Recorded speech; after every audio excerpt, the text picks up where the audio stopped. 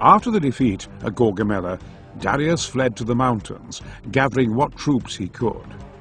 Though keen to pursue him, Alexander first secured the key cities of central Persia. Babylon and the administrative capital Susa offered no resistance, and in so doing avoided any rough treatment from him. The Persian royal palace lay southeast of Susa at the ceremonial capital Persepolis, with mountainous terrain in between. Alexander's general Parmenion took the baggage train along an easier but longer northerly route, whilst Alexander took the shorter route through the mountains. In a high narrow entrance known as the Persian Gates, Alexander encountered a strong Persian force, commanded by the satrap Ariobarzanes. The Persians seemed to be in an unassailable position, but a local shepherd showed Alexander a hidden path which enabled him to outflank and rout them. Defenseless now, Persepolis too surrendered, leaving the Macedonians free to loot its treasury and burn the palace down.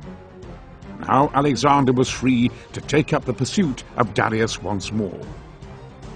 At camp one night, Alexander received word that Darius had been found bound in golden chains and close to death in a wagon beside the road. Unwilling to run any further, the Persian king had been stabbed and left for dead by his desperate generals. Alexander honored the dead king, burying him with full ceremony and vowing vengeance on his killers. It seemed that all that remained for Alexander's victory to be complete was to subdue what little resistance remained in northeastern Persia.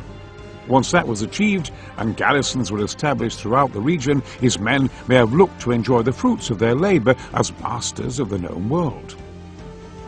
Alexander's ambition seems to have found a new focus at this point, and the first seeds of dissent among his men were sown. Decreeing that his men should each take a Persian wife, he seemed intent on integrating the Greek and Persian cultures. He had Parmenion murdered after executing his son for supposed treachery, and in Bactria he killed Clytus during a drinking bout. The core of his army remained loyal, though, even when in 326 BC his attention fixed upon India as his next conquest. In accepting the submission of the Indian city of Taxides, Alexander made an enemy of King Porus, who ruled the lands to the east. Porus gathered an army of perhaps 60,000 infantry, cavalry, chariots and elephants, and awaited the Macedonians on the far bank of the river Hydaspes.